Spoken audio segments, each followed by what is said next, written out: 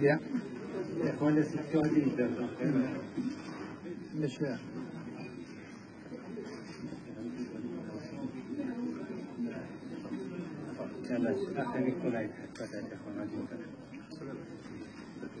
السيدات والسادة الصحافة وممثلي الصحافة والإعلام، مرحبا بكم. Mesdames, Messieurs, les représentants de la presse, écrite, électronique, audiovisuelle, je vous souhaite la bienvenue et vous remercie d'avoir bien voulu accepter notre invitation pour cette conférence de presse organisée autour du projet de loi de finances de l'année 2019.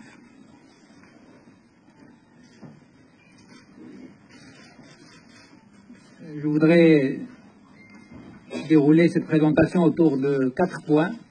Un petit mot rapide sur l'exécution de la loi de finances en cours, c'est-à-dire celle de l'année 2018. Ensuite, on fera un petit tour d'horizon sur les principales contraintes et le contexte dans lequel nous avons préparé le projet de loi de finances de l'année prochaine. Rappel des principales orientations générales autour desquelles nous avons bâti ce projet de loi. Et enfin, on va faire également un petit tour d'horizon sur les principales dispositions, notamment fiscales, se rattachant à ce projet de loi de finances 2019. Alors, un petit mot rapide sur l'exécution de la loi de finances 2018. Je voudrais rappeler le contexte actuel qui a connu une augmentation relativement importante des prix des carburants et du gaz et qui globalement a représenté une évolution de plus de 40% par rapport à la même période de l'année dernière. Alors évidemment, cela a un impact direct sur les charges de la caisse de compensation. C'est à peu près 4,7 milliards de dirhams de plus qui va être dépensé cette année par rapport à ce qui est inscrit dans la loi de finances 2018. Ensuite, cette année a connu une baisse des recettes de l'IS de près de 3 milliards de dirhams, 2,9 milliards exactement.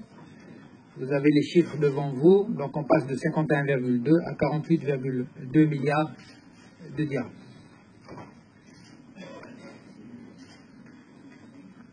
Et pour cela, nous nous attendons d'ici la fin de l'année à ce que le déficit budgétaire qui sera réalisé sera entre 3,6 et 3,8. Nous avons prévu 3,8%, mais nous allons essayer de faire de notre mieux pour que, en mobilisant les différents services concernés, les administrations fiscales, le budget et le trésor, pour que ce déficit soit réduit au maximum.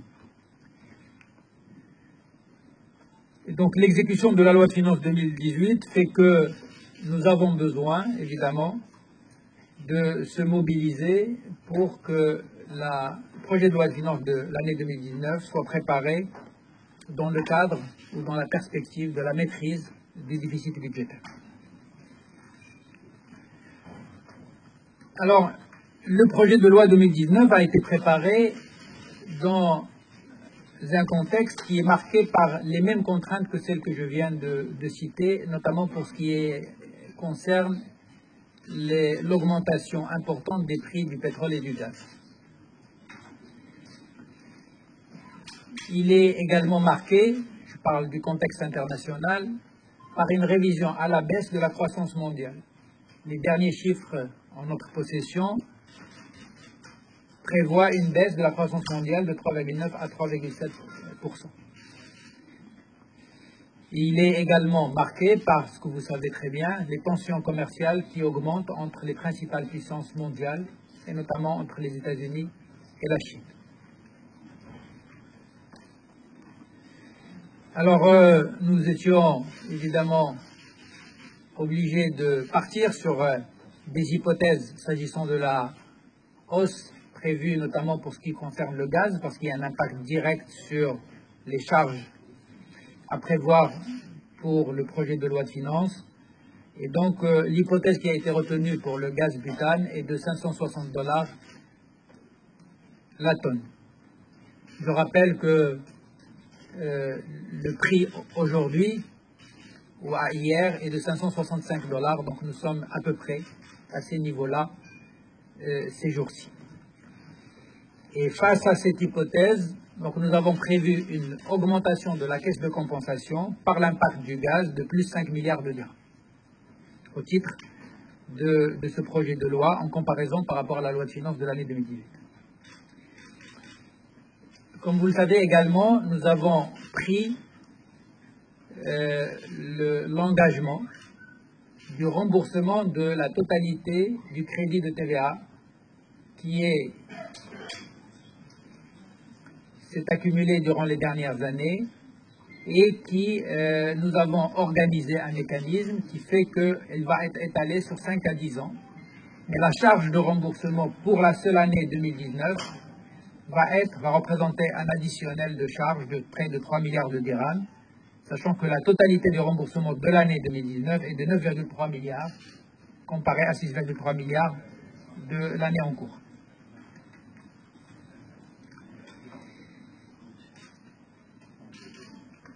Nous avons également comme contrainte pour l'année 2019 une augmentation de la masse salariale de 3,3 milliards de dirhams.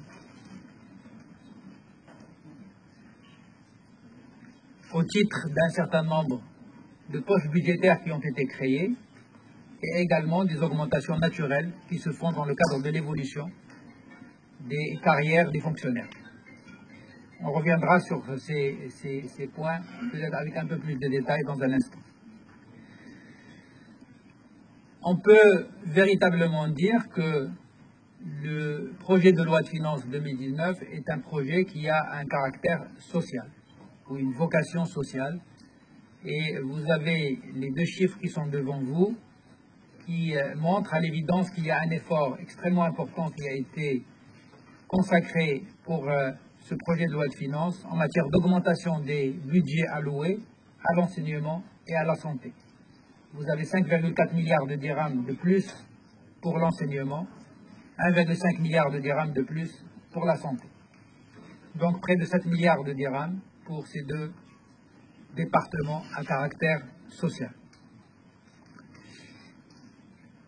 L'État a également consenti un effort important pour maintenir le rythme d'investissement, sachant que les investissements publics, évidemment, constituent également ou entraînent dans leur sillage, évidemment, une dynamique économique au niveau de toute la sphère privée. Donc plus 5 milliards de dirhams de l'investissement de l'État, qui passe donc de 68 à 73 milliards de dirhams,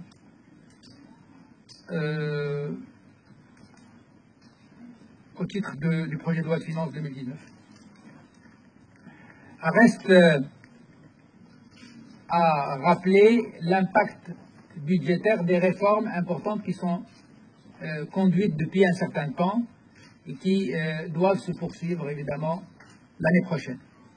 D'abord, le processus de régionalisation avancé qui, d'année en année, doit augmenter l'enveloppe qui est allouée pour atteindre 10 milliards de dirhams à l'horizon 2021.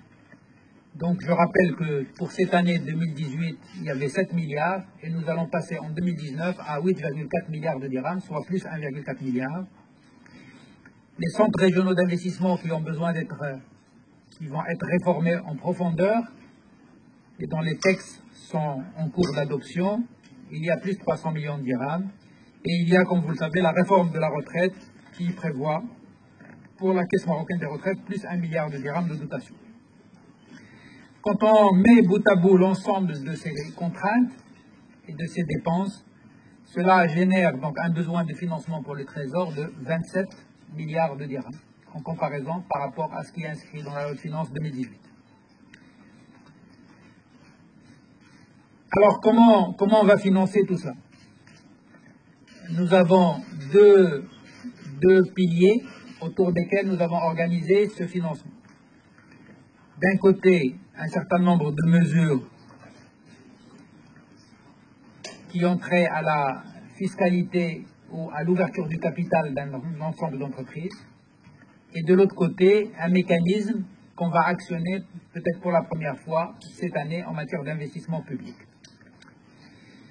Pour ce qui concerne le premier volet, donc voilà les grands agrégats. 15 milliards de dirhams va provenir de ce premier volet. Les principales sources de ressources additionnelles sont d'abord une augmentation de l'ATIC sur le tabac. Alors, ce n'est pas l'ATIC qui va rapporter plus 1,8 milliard, mais c'est notamment cette mesure qui va faire augmenter l'ATIC. L'augmentation de l'ATIC sur le tabac va rapporter 1,2 milliard, exactement. L'impôt sur les sociétés qui va augmenter par un certain nombre de mesures, mais je disais tout à l'heure, si le projet de loi de finances 2019 est un projet à caractère social, il est également solidaire, puisque nous avons inséré une contribution pour 2 années uniquement, une contribution solidaire pour les entreprises qui gagnent au-dessus de 40 millions de dirhams au titre de la base taxable de l'année. Donc pour les 2 années 2019 et 2020, ces entreprises-là vont pouvoir contribuer de façon additionnelle à raison de 2,5% de leur résultat brut d'exploitation, ou de leur résultat d'exploitation. Ensuite, il y a des recettes qui vont provenir de l'amélioration de la gouvernance d'un certain nombre d'entreprises publiques. Et on pourrait revenir là-dessus si vous le souhaitez, pour 2 milliards de dirhams. Et il y a des recettes de privatisation pour à peu près 5 milliards de dirhams. De l'autre côté, il y a un ensemble de mécanismes qui ont été mis en place, financiers, qui permettent de faire des partenariats publics-privés ou publics-publics pour que les financements d'une partie des investissements à hauteur de 12 milliards de dirhams soient effectués dans ce cadre. Et donc les 12 milliards de dirhams plus les 15 feront qu'il y a les 27 milliards de dirhams vont pouvoir être financés. Et globalement, le déficit sera de 3,3 milliards, 3,3% du PIB. Alors les 3,7% qui sont affichés là, c'est si on ne tient pas compte de la privatisation. Mais en fait, le véritable déficit ne sera que de 3,3% pour l'année 2019. Alors, un petit rappel, mais peut-être sans rentrer dans le détail, vous avez, je crois, cette présentation qui a dû vous être remise. Il y a un rappel dans ce tableau des hautes orientations royales, notamment celles qui ont été rappelées dans les 3 derniers discours de Sa Majesté, et vous avez en face l'état d'avancement de leur mise en œuvre par le gouvernement. Alors on peut les balayer un par un, mais il me semble qu'il, pour ce qui concerne par exemple la restructuration, Sa Majesté a appelé à la restructuration de manière profonde de l'ensemble des programmes et des politiques nationales d'appui à la protection sociale. Le travail qui est en train de se faire aujourd'hui, c'est un travail en profondeur sur la mise en place d'un registre social unique, sur un registre national de la population et sur la création d'une agence nationale des registres. Pour ce qui concerne l'orientation qui a consisté à dire donner une impulsion vigoureuse au programme d'appui à la scolarisation et de la lutte contre la déperdition scolaire que j'ai mentionné tout à l'heure. Dans ce projet de loi de finances, il a été alloué plus 1,5 milliard de dirhams au programme Tayssir. Le programme Tayssir accompagne les familles qui sont dans des situations de précarité pour qu'ils maintiennent leurs enfants au niveau de l'enseignement, au niveau de l'école ou du collège. Ce programme a été généralisé à tous les ramédistes du monde rural, aussi bien pour le primaire que pour le collège. Et il a été introduit pour la première fois au niveau des villes pour les ramédistes du collège. Et pourquoi il a été mis pour la remise du collège? Parce qu'en ville, on s'est aperçu que le taux de déperdition est de 12,5% en ville. Donc l'abandon scolaire est élevé, et donc on a mis en place ces mécanismes qui permettraient de faire en sorte que, comme ça a été fait devant Sa Majesté, le ministère de l'Enseignement s'est engagé à réduire le taux d'abandon scolaire de façon consistante face à ces engagements et ces enveloppes qui ont été mises en place. Ce programme va bénéficier donc à plus de 2 millions d'étudiants. Il y a eu également la revalorisation des bourses, des internats et des cantines scolaires. Et puis, pour la première fois, il y a le démarrage ou la généralisation progressive de l'enseignement préscolaire, où pour cette année, il est prévu d'inscrire 100 000 nouveaux bénéficiaires. Nous avons alloué 1,8 milliard de dirhams annuels au titre de la période 2019-2023 pour la troisième phase de l'INDH. Voilà donc quelques mesures peut-être phares qui ont été inscrites au titre de le projet de loi de finances. Et je voudrais ici peut-être rappeler les priorités autour desquelles nous avons structuré ce projet de loi. 3 priorités. 1. L'appui aux secteurs sociaux, aux politiques sociales. 2. La réduction des inégalités sociales et spatiales. Et 3. Une impulsion pour une nouvelle dynamique à l'investissement et au soutien à l'entreprise. Alors pour le premier point, je parlais évidemment notamment de l'éducation et de la santé, et je rappelle ici quelques points de détail concernant les appuis budgétaires pour ces 2 départements sociaux. Globalement, le budget du département de l'éducation s'élève désormais, ou s'élèvera à partir de 2019, à 68 milliards de dirhams. Et le programme Tayssir dont on vient de parler, à lui seul, consommera pratiquement 2 milliards de dirhams. Sur les 3 dernières années, ou sur les 2 dernières années plus l'année 2019, le personnel enseignant, il y a eu la création de 70 000 postes, dont 15 000 pour le projet de loi de finances 2019. La finalité étant évidemment de réduire la surpopulation des classes qui a été décriée souvent. Nous allons procéder à la construction de 137 nouveaux établissements scolaires au titre de la nouvelle année. Pour ce qui concerne la santé, évidemment, le budget global maintenant est désormais de 28 milliards de dirhams, dont une enveloppe importante pour les crédits d'engagement pour étendre le nombre de CHU sur un certain nombre de villes, y compris la Lyon, à Tanger, également pour 4 centres régionaux, pour des centres de proximité, et globalement,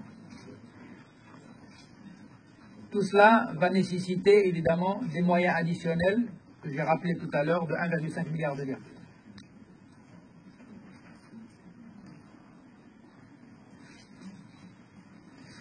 Pour parler du nombre de postes créés pour ces 2 départements, il y a eu, donc, je rappelle, 15 000 postes pour l'enseignement, d'enseignants, qui seront recrutés directement par les académies régionales, les AREF, et 4 000 postes pour la santé.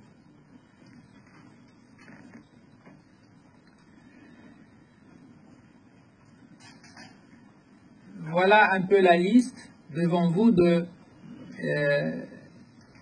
l'ensemble des programmes qui sont aujourd'hui en cours pour le ciblage des populations pauvres et vulnérables. Alors nous avons évidemment le RAMED qui va recevoir une enveloppe additionnelle de 300 millions de dirhams, le programme Tayssir de 1,54 milliard de dirhams, les cantines scolaires et les internats 570 millions de dirhams et les bourses aux étudiants de 200 millions de dirhams.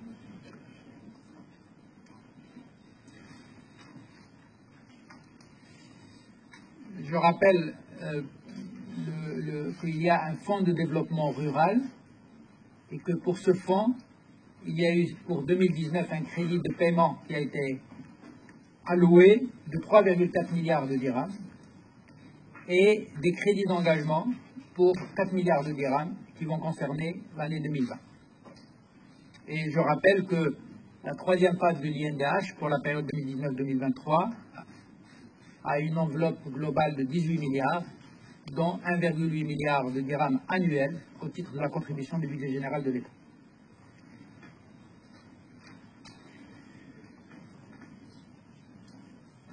Voilà donc. Alors, j'en arrive au troisième axe, ou la troisième priorité qui constitue pour nous un élément essentiel est le pari que nous faisons sur l'avenir. Le pari que nous faisons sur l'avenir, c'est que derrière un certain nombre de points ou de décisions qui vont être engagées par le gouvernement, on espère que la confiance reviendra et que la croissance sera au rendez-vous. Je parlais tout à l'heure d'un certain nombre de mesures. D'abord, l'assainissement du crédit TVA. C'est un vieux dossier qui a pollué peut-être les relations administration-entreprise pendant longtemps. Nous le réglons définitivement. Et non seulement nous le réglons définitivement, mais on prend l'engagement de respecter toutes les dispositions législatives et réglementaires en la matière, à l'avenir. La deuxième chose, c'est que, et ça a été déjà annoncé, c'est la réduction des délais de paiement de l'État, des collectivités locales, des établissements et des entreprises publiques. La troisième chose, c'est ce qui est affiché devant vous, c'est que nous maintenons le niveau d'investissement de la sphère publique, c'est-à-dire de l'État et des établissements et entreprises publiques, autour de 195 milliards de dirhams. Et par les actions que je viens de citer tout à l'heure, c'est-à-dire les 40 milliards de dirhams de crédit TVA qui vont être injectés comme liquidité supplémentaire dans le circuit économique, en plus de la réduction des délais de paiement, tout cela constituera suffisamment de liquidités qui vont permettre normalement à l'économie de mieux fonctionner. C'est comme un corps qui est mieux irrigué par le sang. Évidemment, on le voit plus joyeux et plus rayonnant. Et bien, l'économie, quand on serre la circulation de l'argent, elle commence à agoniser. Et donc, nous remettons de l'énergie dans le corps économique et, comme je disais tout à l'heure, on parie sur le fait que, progressivement, la croissance reviendra. Nous prévoyons également un appui à la PME et à la TPE par un certain nombre de mesures. Globalement, parmi les griefs qui remontaient, c'est l'accès au financement pour la TPE et la PME. Pour ce qui concerne la TPE, la toute petite entreprise, on va prendre une mesure particulière qui permettra aux associations de microcrédit de relever le plafond qui est aujourd'hui prévu par la loi à 50 000 dirhams pour le porter à 150 000 dirhams. Nous avons aujourd'hui un certain nombre de fondations ou d'associations de microcrédit qui ont atteint une dimension en termes de moyens financiers et d'organisation qui lui permettent d'accompagner ces TPE de façon tout à fait convenable. Et donc c'est une des mesures de modification de la loi sur les associations de microcrédit qui va être introduite en parallèle avec le projet de loi de finances. Et cela permettra de faire en sorte que l'accompagnement de la toute petite entreprise ne connaîtra pas de rupture de passage entre l'association de microcrédit et le système bancaire.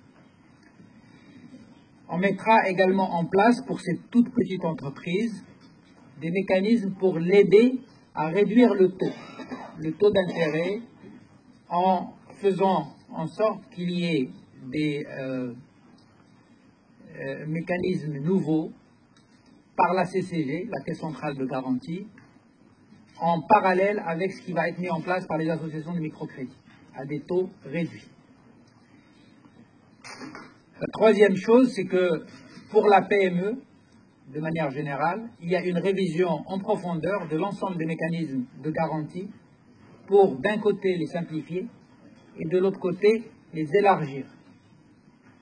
Et nous allons mettre en place un système de bonus-malus en fonction de la gouvernance des PME.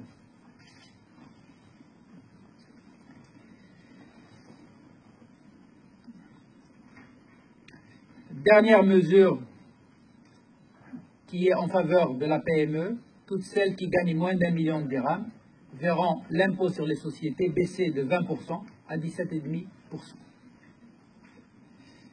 C'est une mesure symbolique mais significative dans la portée où l'objectif est d'encourager la PME à investir davantage par la suite. Alors voilà un petit peu les données chiffrées pour ce qui concerne les charges et les ressources du Trésor. Encore une fois, il y a un rappel de la loi de finances 2018 qui va se terminer, évidemment, il n'y a pas l'exécution, mais la loi de finances, c'est-à-dire telle qu'elle était adoptée par le Parlement en matière de prévision, le projet de loi de finances en face et le déficit budgétaire qui est à 3,7%, encore une fois, sans les privatisations, et qui en fait sera autour de 3,3, et je crois que c'est le chiffre qu'il faut retenir. Alors les principales dispositions, je vais finir par ce point, les principales dispositions du projet de loi de finances, on m'en a mis plein, je ne crois pas qu'on ait le temps de les voir tous, je vais peut-être citer 2 ou 3, peut-être les plus importants. Il y a la mesure qui concerne la contribution à la solidarité. C'est une mesure importante dont l'impact est de 2 milliards de dirhams par an, mais qui ne va concerner, c'est une mesure transitoire, qui ne va concerner que deux années. La deuxième mesure fiscale, c'est celle qui concerne la retenue à la source, une retenue à la source libératoire, de 15% pour les revenus locatifs. Comme vous le savez, nous avons déjà 15% libératoire pour les revenus mobiliers. On s'est dit qu'il serait peut-être intéressant, dans un but d'élargir l'assiette et de simplifier les déclarations fiscales, de le généraliser également à l'immobilier. Beaucoup de gens ont trouvé cette mesure intéressante, d'autres ne l'apprécient pas beaucoup, mais ça concerne essentiellement ceux qui ne payent pas aujourd'hui. Alors, pour ce qui concerne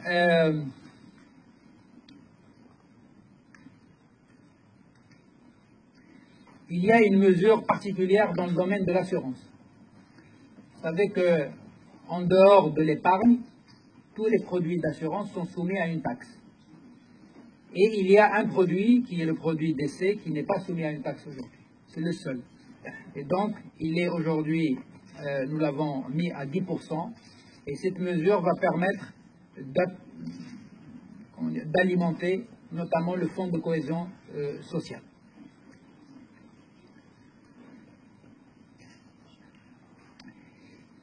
Il y a 2 mesures, on va dire, d'amnistie, qui concernent d'un côté les vieux crédits jeunes promoteurs et de l'autre côté tout ce qui n'est pas recouvré par l'État et par les collectivités locales dont le montant est inférieur à 50 000 dirhams et qui concerne la période antérieure à l'an 2000, c'est-à-dire qui concerne l'autre siècle.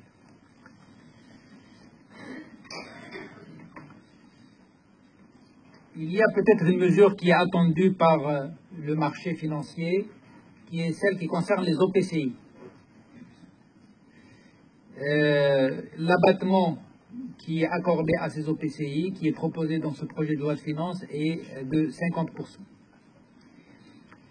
Il y a une mesure aussi qui concerne le relèvement de taux de cotisation minimale. Alors évidemment, la cotisation minimale n'est pas due pour les 3 premiers exercices qui peuvent être déficitaires, mais à partir du 4e exercice déficitaire, il y a une cotisation minimale qui est aujourd'hui de 0,5%. Nous la portons à 0,75%. Je vais vous donner une information, mais je demande au directeur général des impôts de me confirmer. Il y a plus de 40 000 entreprises marocaines qui déclarent des déficits pendant plus de 10 années suivies. Évidemment, face à cette situation, il faut que les gens commencent à rentrer un peu dans le circuit de déclaration normal. Alors, il y a évidemment la taxe dont je vous avais parlé, la TIC sur le tabac, qui va rapporter 1,2 milliard de dirhams et qui va évidemment permettre, entre autres, notamment, de contribuer à l'augmentation du budget de la santé dont on a parlé tout à l'heure. Bon, il y a d'autres mesures, mais je pense qu'on pourrait s'arrêter là. Et je reste à votre disposition pour quelques questions, si vous le souhaitez, ainsi que l'ensemble des directeurs et directeurs généraux du ministère des Finances. Voilà, je vous remercie.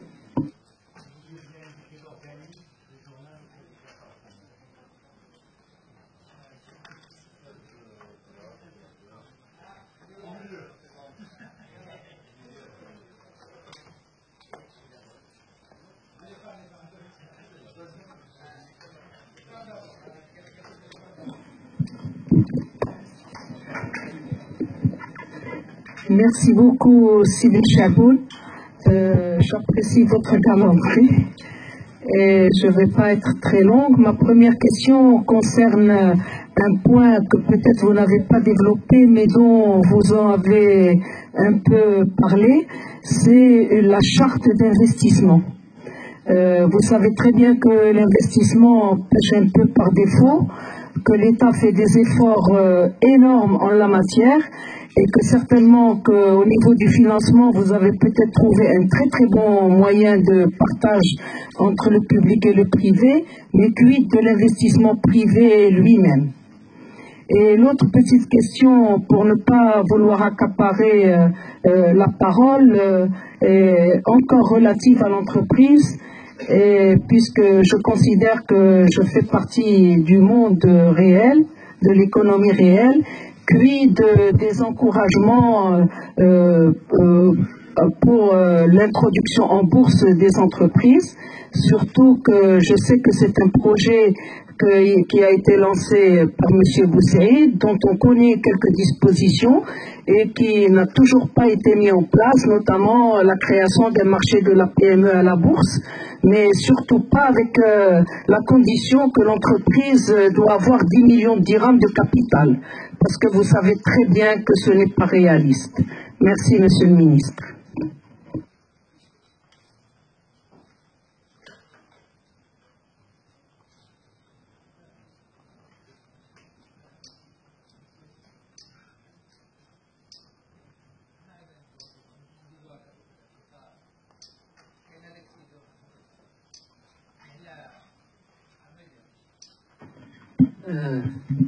مساء الخير. أولا كنهنيكم السيد الوزير بالإقامة الأولوية، الله يصبركم معنا ومع بعض البرلمانيين.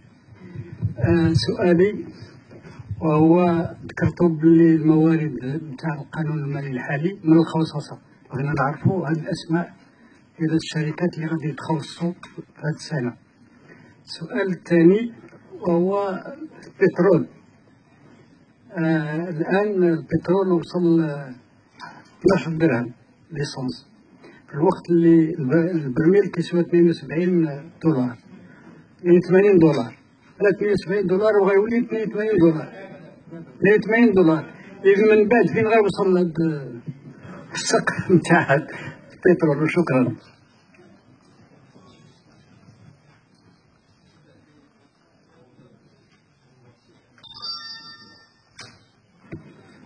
Bonjour à tous, Zakaria Boulkia, Média 24. Monsieur le ministre, je souhaiterais, si possible, avoir quelques précisions sur le nouveau mécanisme de financement qui est censé dégager 12 milliards de dirhams, avec des partenariats publics-publics, mais également publics-privés. Si vous pouvez avoir plus de détails, s'il vous plaît. Et le deuxième volet de ma question est relatif au niveau d'endettement, dans le cadre du PLF 2019, le niveau d'endettement qu'on n'a pas vraiment abordé au cours de cette présentation. Si on pouvait également avoir plus de détails, et merci.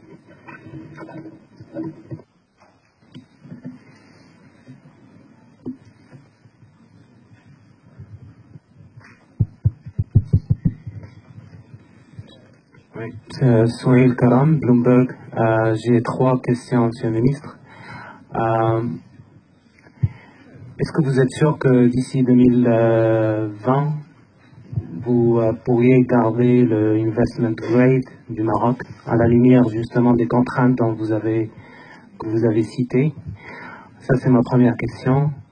La deuxième question, c'est par rapport les crédits TVA. L'OCP est censé normalement récupérer 20 milliards de dirhams. Dans la note justement de Standard & Poor's, ils ont dit que c'est attendu pour la fin octobre 2018. Quand est-ce que vous prévoyez de restituer à l'OCP cette somme-là? Et la dernière question, si vous permettez, c'est par rapport aux sorties prévues pour 2019. On a vu que sur votre budget, vous tabliez sur 27 milliards de dirhams de dette extérieure. Si vous pouvez nous donner les montages pressentis. Merci.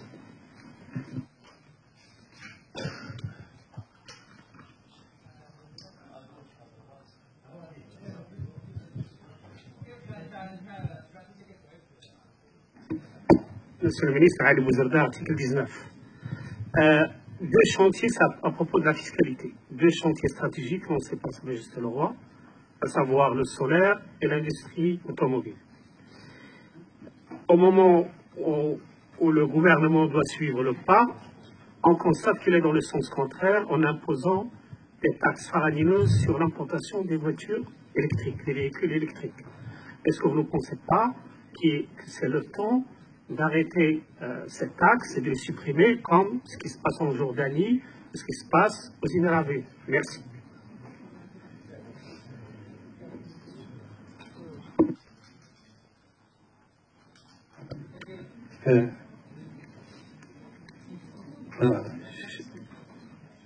Si vous permettez. Salam alaikum. ولي طويل اوريزونتيري. اولا سيد الوزير ربما ملاحظه ما عرفتش علاش قدمتم ملاحظه باللغه الفرنسيه. ربما الاشتغال ديالكم في القطاع ديال الماليه باللغه الفرنسيه ولا القطاع اللي جيتو منه كيشتغل بالفرنسيه، ولكن كنبغي نذكر ان الدستور كينص على ان العربيه اللغه الرسميه للبلاد.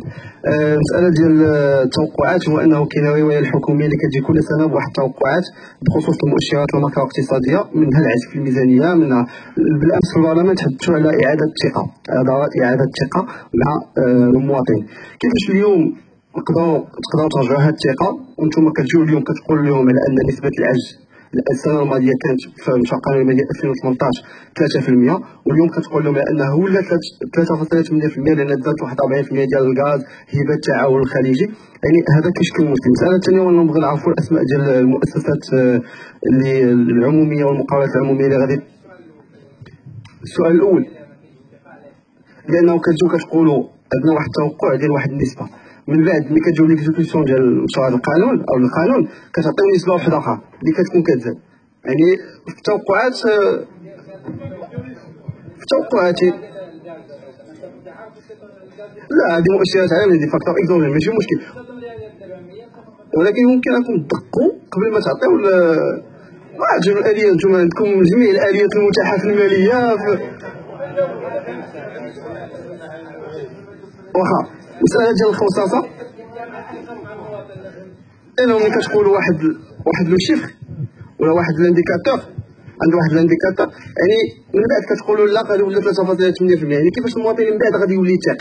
غيقول واخا تجي اليوم تقول لهم على انه عندي نسبه النمو 3.2، غيقول واخا يقول لنا 3.2 من بعد يقول لي 1.6، يعني يقول لي والتبغي غادي يقول انه راجع لمؤشرات خارجيه الى اخره. المساله ديال الخصاصه الا بغينا نعرف بعض الاسماء ديال المؤسسات، خصوصا ان السلف ديالكم كان تحدث على بعض المؤسسات. المساله ديال الاجور 3.3% ديال المليار ديال الدرهم في لا مساله في كتله الاجور، 3.3 مليار ديال الدرهم. فهاديك 27 مليار ديال الدرهم كان من الفلوس اللي غتجي من ديك 27 مليار ديال الدرهم، وانه الحكمه ديال بعض المؤسسات. واش ما كتشوفوش على انه اليوم ضرورة الاجراء ديال انه يكون واحد العداله اجريه، هناك مسؤولين يتقاضون بعض الرواتب وبعض المنح، وفي الوقت لانه ممكن انه يكون واحد الحكامه في ديك المساله باش تقدر انها تدخل الفلوس للميزانيه. شكرا.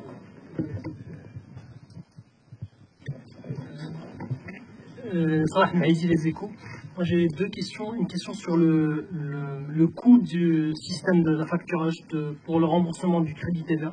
Quel serait le coût pour la direction des impôts, pour l'État, sachant que c'est des crédits de l'État, sur cette année et l'année prochaine. Et une deuxième question sur le microcrédit. Vous élargissez le seuil. Est-ce qu'il n'y a pas un risque de dérapage, sachant que le secteur avait connu une crise et il est même en situation de crise par rapport à ça? S'il n'y a pas un risque, et comment faire pour réguler le marché, sachant que le marché est très très fragile. Une troisième question par rapport à des déclarations de Walid Ben Kamrek par rapport au budget. Il a estimé que le gouvernement, le projet de loi de finances est aujourd'hui expansif, il est dépensier.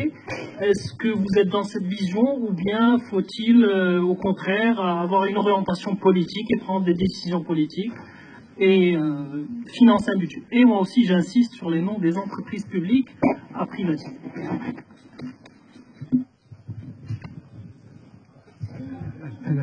Monsieur le ministre, bonjour. Mohamed Chakir, le 360. On voudrait bien, pour la détente, nous dire comment vous avez fait le passage des non-banquiers vers un ministre technocrate. Comment ça s'est effectué? D'une part. D'autre part, est-ce que, avec le budget, on a l'impression qu'il n'y a pas de différence tellement entre celui de 2018 et celui-ci? On constate juste une répartition des rôles mutuels de théâtre. Et les ambitions et les attentes sont tellement énormes que les priorités dans le secteur social, on constate qu'elles ne seront pas atteintes. C'est-à-dire, la première. La deuxième, c'est est-ce que vous allez recourir à un emprunt international? Parce que vraiment, pour réussir les secteurs sociaux, il faut beaucoup d'argent, beaucoup plus que vous nous avancez. Et troisième question, Monsieur le ministre, est-ce que la compensation pour la farine, le gaz et le bonbon et le sucre sera maintenue en 2019, c'est-à-dire qu'il n'y aura pas de décompensation? Merci. Monsieur le ministre, excusez-moi. Subhan. Oui.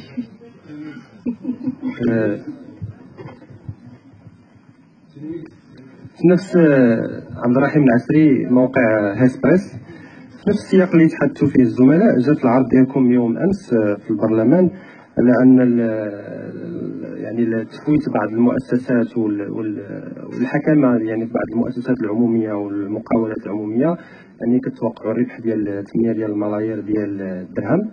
نعرفوا يعني كيفاش الدوله ممكن انها تفوت هاد واحد المؤسسات عموميه وتربح من في نفس المقابل يكون هذا 8 ديال الملايير درهم، يعني التوضيح فيها. والسؤال اخر يتعلق بالزياده في الاجور ديال الموظفين. كاين الان حوار اجتماعي والقانون الماليه ديال 2019 هذا، يعني هذه الزياده غتكون في الموسم المقبل يعني في 2019، يعني ما كاينش اشاره في هذا الصدد وكيفاش يتم الدبار ديال هذه الزيادات هذا على مستوى القانون الماليه ديال 2019. شكرا.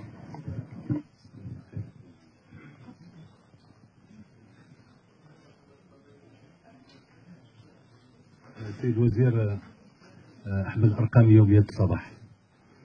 السيد الوزير، الحكومه والوزراء السابقون الحاليون تكلموا على انه غادي يكون اصلاح ديال المقاصه هذا العام، وغتحذف الدعم ديال السكر والدقيق اللي فيه مشاكل اختلالات كثيره. تكلم على جبوت، تكلم على السي بركه، البرلمان، تو الموند كيتكلم كاختلالات. نتوما كتقولوا غتصحوا الاختلال، في نفس الوقت كتانجكتيو د لارجون.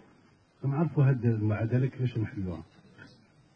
السؤال الثاني، غتديروا بريفاتيزاسيون كتوقعوا 5 المليار، الا ما استطعتوش تحصلوا على واش غتنقصوا من الدعم ديال القطاعات الاجتماعيه، او غتخرجوا السوق المالي اللي غديروا فيه اختراق، وهنا واش ما كتخوفوش تفوتوا او تجاوزوا 81% ديال البي بي اللي كتسمى خطر على الماليه والتوازنات الماكرو اقتصاديه. وشكرا.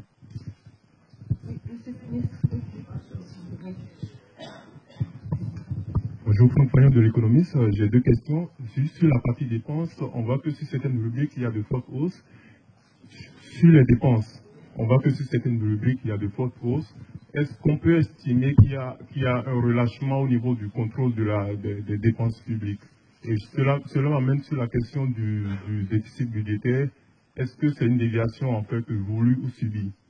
Troisième question, c'est sur l'économie. On a le sentiment que l'économie n'a pas vraiment profité en fait de la période de baisse des prix des matières premières. Comment est-ce que vous voyez la situation aujourd'hui? Quelles sont vos perspectives?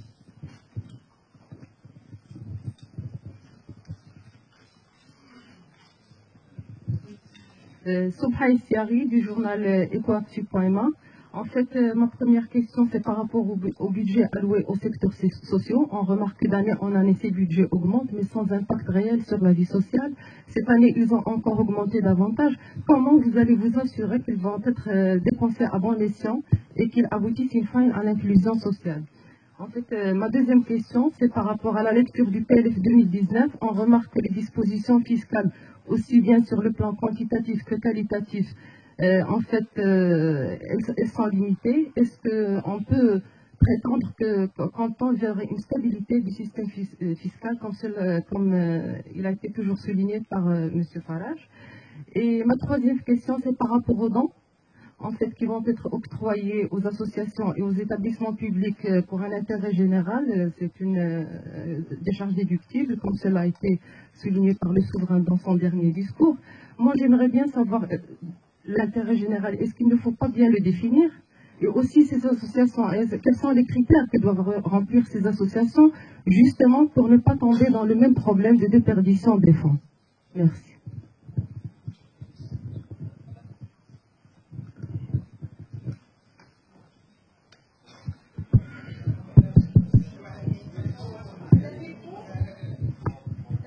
إلياس مسناوي en fait. Mohamed Nafin, le reporter.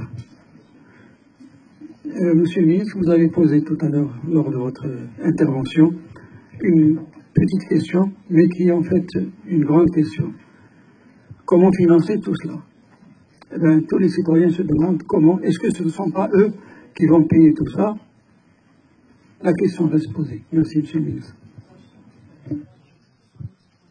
Monsieur le ministre, Ilyas Msnaoui, la Vieco. Donc, je voudrais survoler deux questions d'actualité.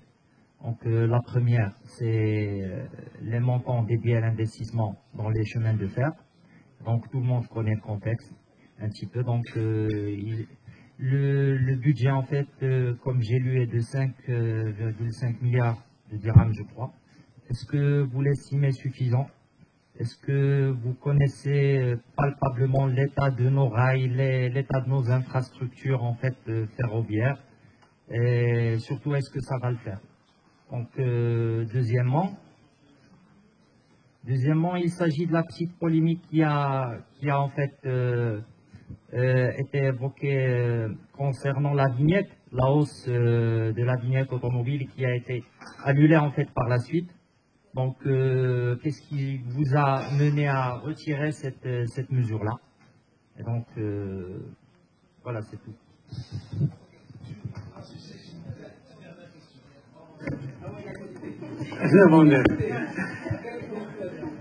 La dernière. D'ailleurs, vous êtes en train de préparer les meetings de Marrakech 2021. Alors, في بالي في ماليزيا اندونيسيا. في اندونيسيا تقرر على انه لي زانفستيسمون ديال الدول خصها تكون اسمها الكابيتال هيومان. وبالنسبه للحاله المغربيه، المغرب 98 في الترتيب العالمي في القدرات ديال الاستثمار في راس المال الانساني او البشري. بالتالي انه وقالوا على ان المراه في المغرب افضل من الرجل، يعني المراه 0.51 ولا 0.49 بالنسبه للذكور. سي الوزير، سؤالي هو كومون عندنا 2 مليار دولار اللي هما 18 مليار ديال الدرهم، يعني مازال تنفرقهم بالتفكير ديال لي زاني 70 اسمح لي، يعني غذائيه، في الوقت اللي الماروك الى بيزوان دو كاليتي ديال البشر، جو سي با كومون لي دي اون عرب، يعني جوده الانسان المغربي بور بوفوار كريي plus de richesse que investir 55 milliards de dirhams في السكر.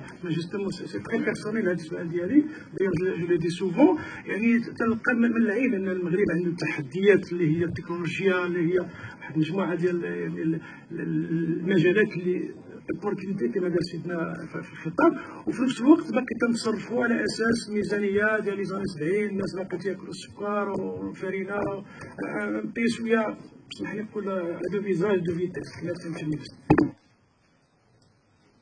S'il vous plaît, trois questions rapides.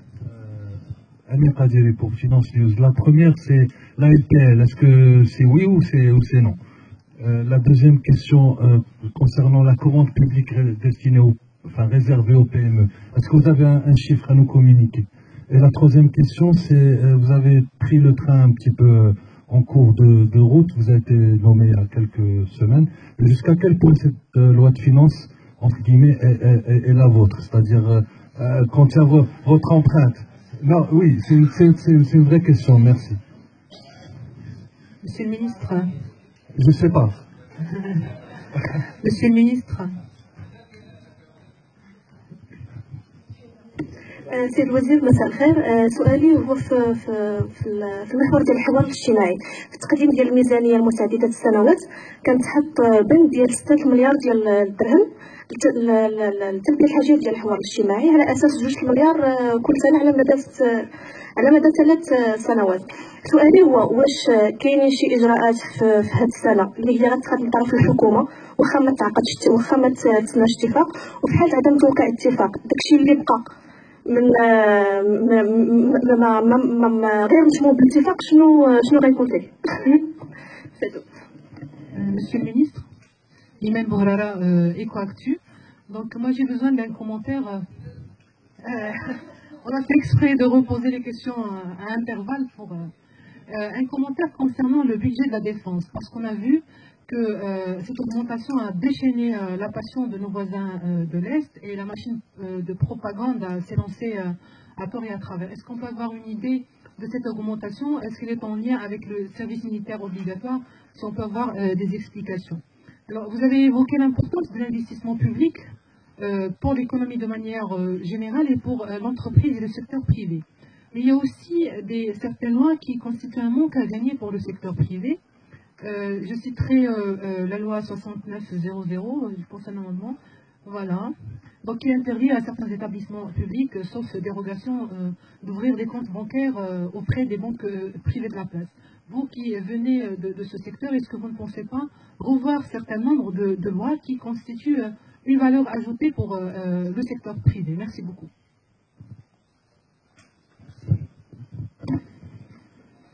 طبعا شكرا جزيلا على الأسئلة سواء بالعربية أو بالفرنسية، وغنجاوبوا كل واحد باللغة ديالو.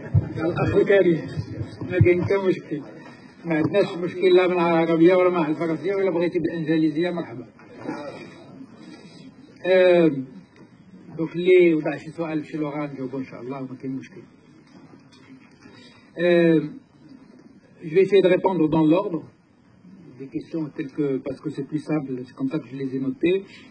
Évidemment, je ne reviendrai pas sur les mêmes réponses quand la question est à peu près dans le même sens. Alors, première question sur la charte d'investissement.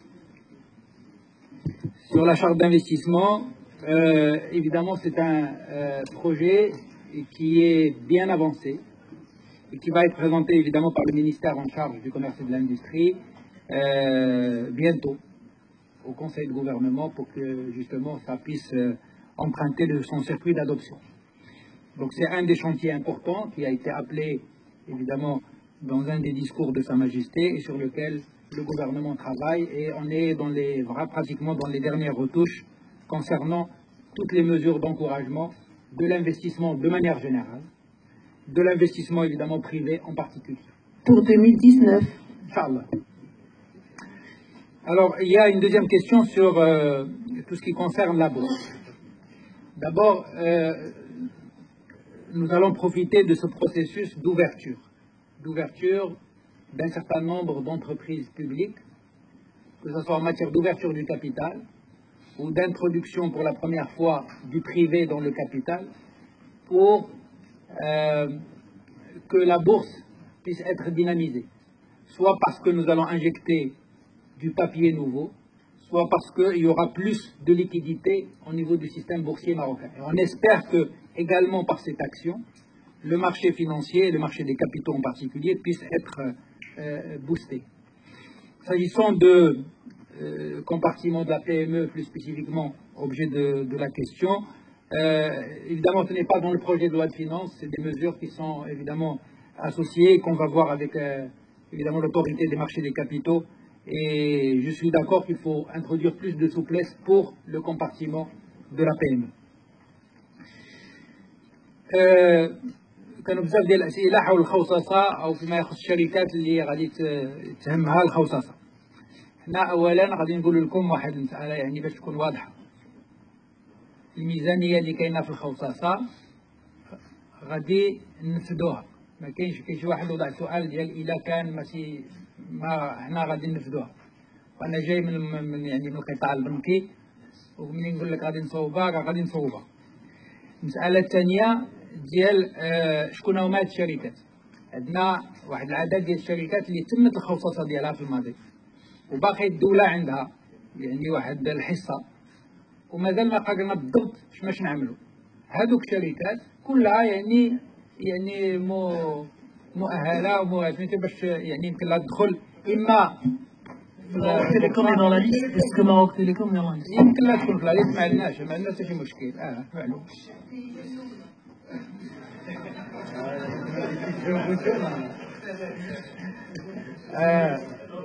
نكملوا لا خليكم باش لا باش نفهموا. انا خلينا نجاوب.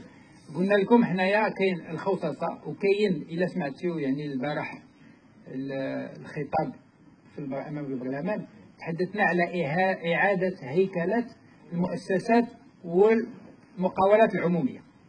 اولا الا دويتوا على لو ان سي اف هو مؤسسه عموميه ماشي مقاوله. ما يمكنلكش تخصص مؤسسه c'est un établissement public ما عندوش la forme juridique d'une SA qui peut être ouverte dans le capital. يعني اصلا المؤسسه العموميه ما عندهاش الكابيتال، عندها لي فون دوتاسيون، ما عندهاش ان كابيتال. الكابيتال تيكون عند المقاوله العموميه، وبالتالي يمكنلك تدوز من المرحله ديال المؤسسه مباشره للخوصصه. ما كايناش هادي، خصك تعاود بعد اعاده الهيكله. ملي كنقولوا هاد اعاده الهيكله كنقولوا فيها واحد العدد ديال الامور اللي يعني خصها يعني واحد الكونفيرونس دو بريس خاصه، فهمتي، اللي هو كنقولوا اول حاجه خص يعني المؤسسات والمقاولات العموميه كل وحده تكلف بال يعني شنو هما الميسيون المهام الجوهريه ديالها، كل واحد يتكلف بشغالو ويتكلف به مزيان. هذا هو يعني الكلام اللي كاين. وبالتالي الا كانوا يعني عندهم مساهمات او عندهم يعني حصص في شي حوايج اخرى اكسترا اللي ما عندها علاقه بالمهام الجوهريه ديالها خصها يمكن لك تخلص منهم، اما تعطيهم القطاع الخاص اما تعطيهم المؤسسه او مقاوله عموميه واحده اخرى اللي هي المهام ديالها. اذا هذه اعاده الهيكله هي يعني ان فوكس عاوتاني اون ريكونسونتر chaque entreprise et chaque établissement public sur ses missions principales. Et la deuxième chose, il se débarrasse de tout ce qui ne concerne pas ses missions principales. Et trois, on valorise le patrimoine hors exploitation, c'est-à-dire qui ne sert pas à l'exploitation et qui appartient à ceux. Et la quatrième chose, c'est une conséquence, c'est qu'on va permettre à ces entreprises, quand ils vont faire ça, de disposer des moyens financiers pour qu'ils règlent les gens, pour qu'ils les payent.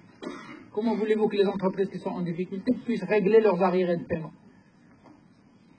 Et comment voulez-vous qu'on puisse régler les arriérés de paiement alors qu'on dispose, par exemple, d'un actif qui est immobilisé et qui ne rapporte rien? Bon, c'est un sujet à part, ولكن يعني باش تعرفوا نظرة المغالطة، حنا كنقولوا إعادة هيكلة المؤسسات العمومية والمقاولات العمومية غادي يتمكن من ضخ واحد الأموال اللي غادي تمشي إما الأموال الذاتية ديال المؤسسات نفسها، إما غادي تمشي للخزينة ديال الدولة. وبصفة عامة فيما يخص الخزينة الدولة غادي تدخل لنا 2 مليار ديال الدرهم، وفيما يخص الخصاصة غادي تجيب ما بين 5 أو 6 مليار ديال الدرهم. نكملوا الأجوبة باش لأن غادي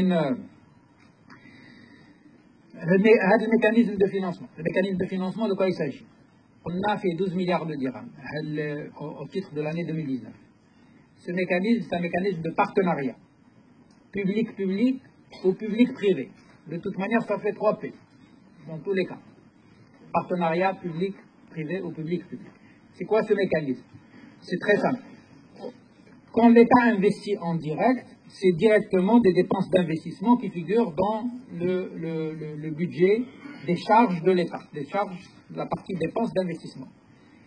Si on les fait faire par un partenaire public, ça peut être une caisse de retraite, ça peut être un institutionnel d'assurance, ça peut être un établissement public, il peut faire l'investissement dans le cadre d'un cadre conventionné avec l'État, et l'État paye des redevances pendant une durée qui peut être de 10 ans, de 20 ans, de 30 ans, ou à l'infini. Et il n'y a plus de dépenses pour l'État, l'État devient un loueur de prestations de services. Pour faire simple. Évidemment, en fonction de la nature de l'investissement, il y a des investissements qui ont un rendement. Et le partenariat public-privé a du sens parce que ce rendement permet à ce mécanisme d'être en mode ce qu'on appelle project finance. C'est-à-dire qu'il vit lui-même par ses propres ressources. Et il y a le cas où simplement c'est un peu du locatif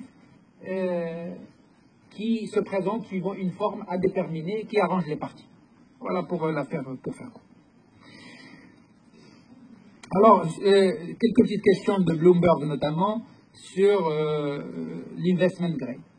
Le Maroc estime qu'il est investment grade, qu'il doit le rester. Le budget qui a été présenté est un budget d'amélioration en matière de déficit budgétaire par rapport à ce qu'on va constater à fin 2018. Et c'est un budget qui est innovant en matière de mécanismes de financement pour accompagner les besoins du pays. Troisièmement, je réponds en même temps à quelques petites questions qui ont été posées, parce qu'on entend la chose et son contraire, il faut qu'on en soit convaincu. Ou bien nous autres Marocains, on est convaincus qu'il faut faire du social par rapport à ce que nous avons vécu durant l'année 2018. Sans rappeler les différents événements, je crois que les choses tout le monde les connaît. Est-ce que nous avons besoin de donner une coloration sociale à ce projet de loi de finances 2019 ou pas? Si on est convaincu, il faut mettre des moyens. On ne peut pas juste le dire et annoncer aux Marocains des vœux et ne pas les opérationnaliser, et notamment en mettant des moyens financiers. Évidemment, nous sommes aujourd'hui dans le projet de loi de finances, donc on parle beaucoup de chiffres.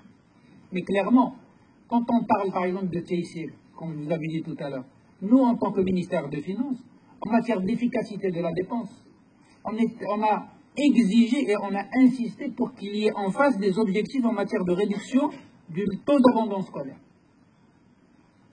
Et ces réductions ont été affichées, elles sont aujourd'hui publiques.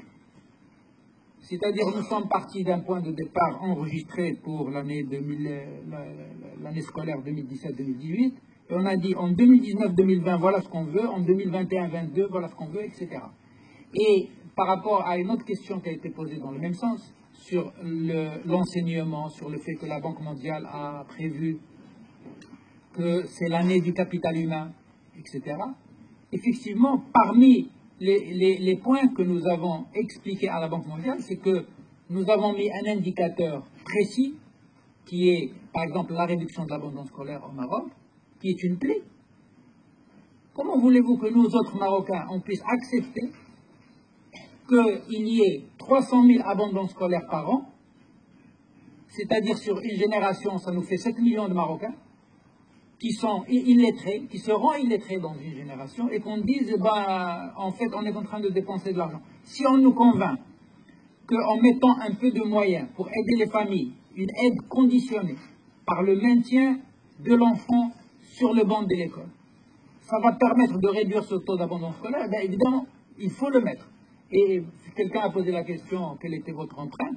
Quand on est venu me voir sur ce dossier-là, moi, personnellement, j'ai répondu oui tout de suite.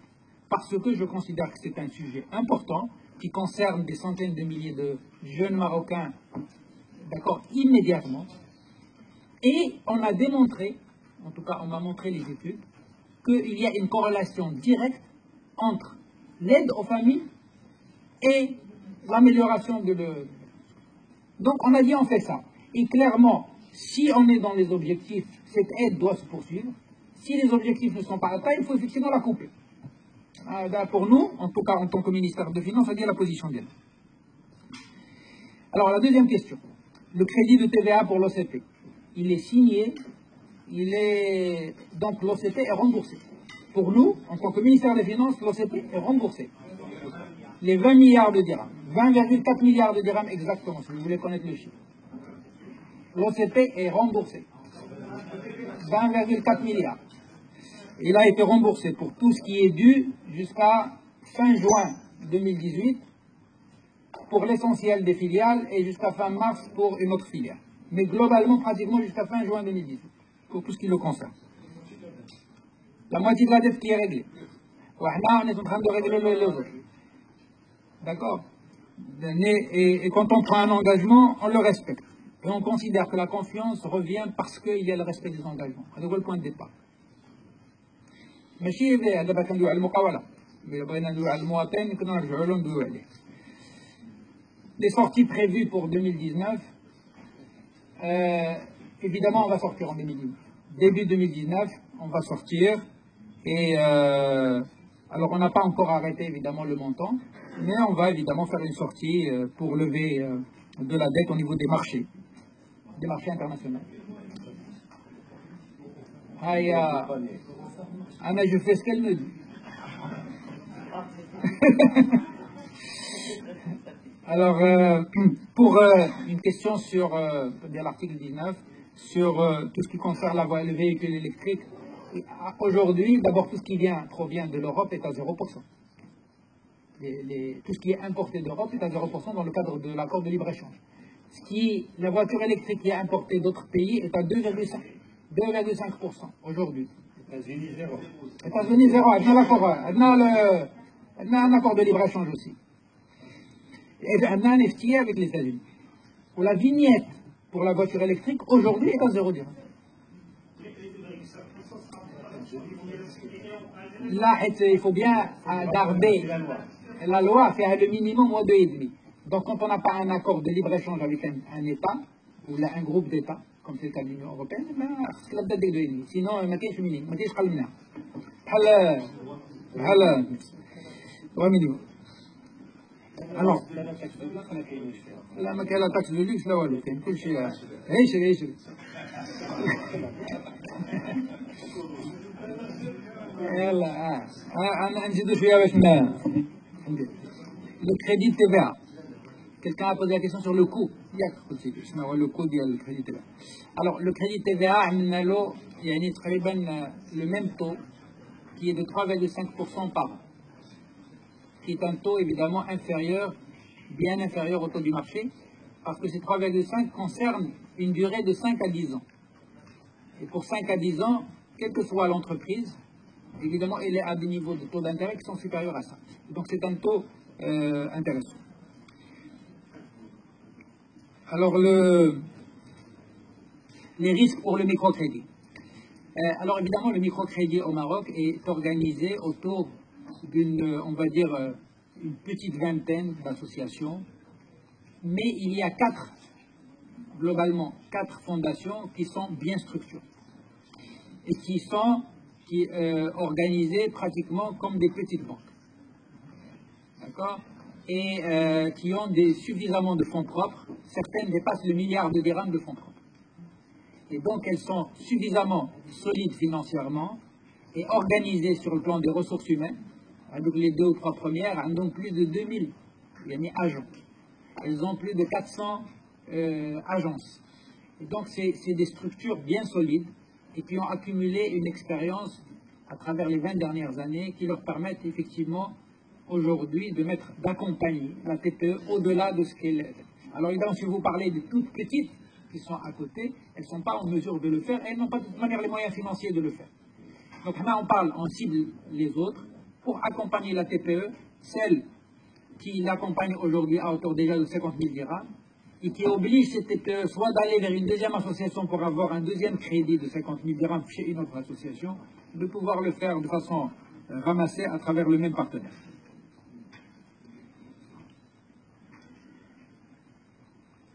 Alors, il y a une question qui a été posée sur est-ce que nous allons maintenir la compensation sur le gaz, le sucre et la farine pour 2019. C'est vous?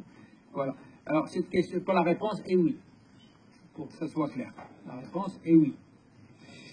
Par contre, sur une autre question du même style, est-ce qu'il va falloir réformer la compensation? La réponse est également oui. Et nous considérons que c'est une réforme structurelle. Maintenant, on ne peut pas réformer si on n'a pas les préalables de la réforme. Et les préalables de la réforme ont été rappelés dans le discours de Sa Majesté en parlant du registre social unique. On ne peut pas cibler en matière d'aide sociale si on n'a pas un registre social unifié. Alors, fin 2019. Ça sera prêt, c'est le département de l'Intérieur qui travaille sur ça. Ils sont en train de se faire. Là, il y aura une utilisation massive des technologies nouvelles pour l'identification, évidemment, des personnes éligibles. Et ensuite, évidemment, on peut asseoir un système de compensation ciblé sur la base de ça. Donc, ceux qui, j'ai lu, je ne sais pas, peut-être hier ou encore aujourd'hui, quelqu'un qui dit, donc, le gouvernement annonce qu'il va supprimer la compensation. En fait, on ne supprime pas la compensation. On va aller progressivement, quand les préalables seront réunis, vers un système de ciblage de la compensation pour qu'elle profite à ceux qui en ont besoin. Je crois que les choses sont claires. Et ça concerne justement notamment ces trois produits. Mais aujourd'hui, le produit qui consomme, qui est budgétivore en matière de compensation, c'est le gaz butane. Alors, je crois qu'on a parlé de ce mot. Alors, l'endettement,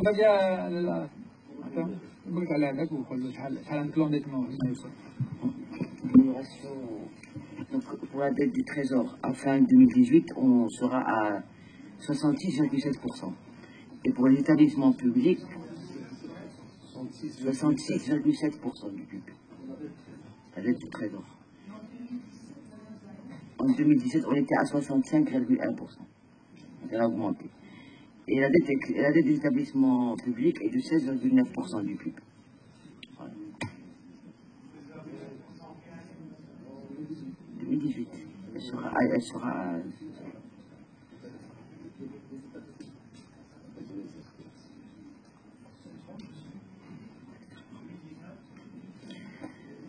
Je n'ai pas la prévision pour les établissements publics, mais pour le Trésor, elle sera de 67,1%. Parce que pour les établissements publics, ça dépend des tirages. Par contre, pour le Trésor, quand on connaît le déficit, on peut calculer la projection de la dette. Pardon? La dette du Trésor, bien sûr, elle augmente, bien sûr qu'elle augmente. Mais si vous regardez la série, l'augmentation s'est nettement ralentie par rapport à la période 2012-2015, en proportion. Mais bien sûr qu'il y a une augmentation. Tant qu'il y a un déficit, il faut le financer, et donc la dette augmente, c'est normal. Alors, là, le pic, on l'a... le pic, on devrait... Normalement, selon les projections que nous avons, on devrait commencer à baisser à partir de 2020. On devrait, je dis bien on devrait, commencer à réduire ce pic à partir de 2020. C'est en relation avec la réduction du déficit budgétaire. Bien, il y a eu encore 2 ou 3 petites questions, je vais répondre. Il y a une question en relation avec la LPL, quelqu'un qui l'a posée, je ne me rappelle plus de quel côté. Voilà. Alors, la ligne de précaution de liquidité, nous l'avons demandé officiellement au Fonds monétaire international. Là, on n'a pas encore arrêté le montant, on a sur le principe, donc nous travaillons, quand on la demande, il faut travailler, il y a une mission qui se déplace, etc. Et donc on espère qu'on sera au rendez-vous à la fin de l'année. Non. هذه أرقام غير صحيحة. هادشي ما كاين شيء منه.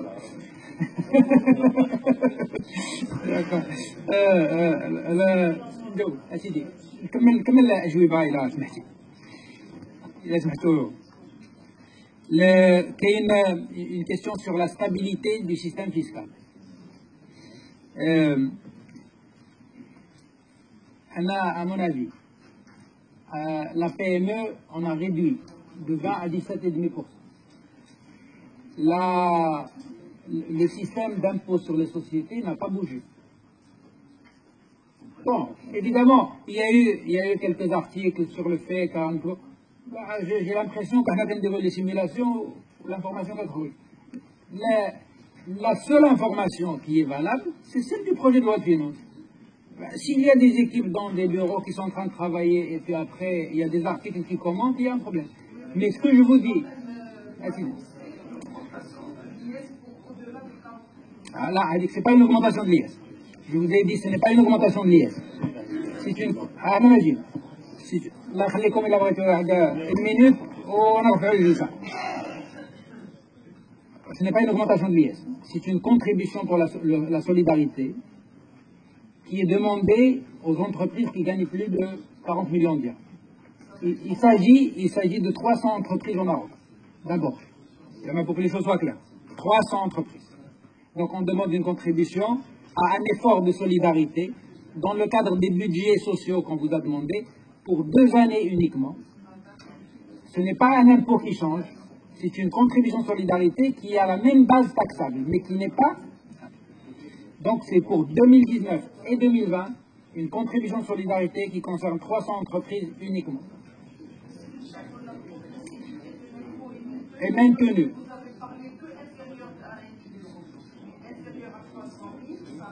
À 10%. J'ai parlé du changement. C'est le reste sans changement. Et les 20 à 17%, ça coûte évidemment aux ressources de l'État. C'est un effort. Je réponds à une dernière question qui concerne les associations, je crois. Ce que nous font les associations pour essayer de les aider. Il y a un système d'encouragement de sociétés privées et des contributeurs pour les associations d'utilité publique. Quand on est face à une association d'utilité publique et quand il y a une entreprise qui veut contribuer, la charge de cette contribution est déductible fiscalement. Le nombre d'associations d'utilité publique est très faible. Mais parce que aussi, le nombre d'associations qui respectent les normes en matière de tenue d'une comptabilité claire, etc., est très faible. On va passer d'une centaine, de quelques centaines, à le nombre d'associations au Maroc est de 150 000. C'est vraiment ferme. Donc là, ce qu'on s'est dit, on a introduit un amendement dans ce projet de loi de finances qui dit ceci. Les associations qui ne sont pas d'utilité publique, certaines associations peuvent bénéficier de la déductibilité au même titre que les associations d'utilité publique sous réserve de respecter un certain nombre de normes qui vont être précisées dans un décret. On va les préciser. Mais notamment dans un cadre conventionné avec l'État pour qu'on sache ce qu'ils sont en train de faire. Un péché, il est là.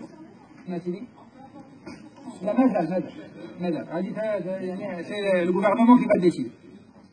Mais le principe, c'est que Sa Majesté a fait un appel pour que les entreprises publiques, que les personnes physiques puissent contribuer davantage à la promotion du social au sein du pays à travers les associations. Donc, nous, on fait effectivement en réponse cette ouverture. Mais il faut effectivement que ça concerne ceux ou celles qui réellement apportent des services. Et il ne faut pas que ce soit non plus des moyens de contourner le paiement, par exemple, de la fiscalité. Il faut que les choses soient claires. Merci beaucoup pour votre attention, pour toutes vos questions, et à bientôt, Inch'Allah.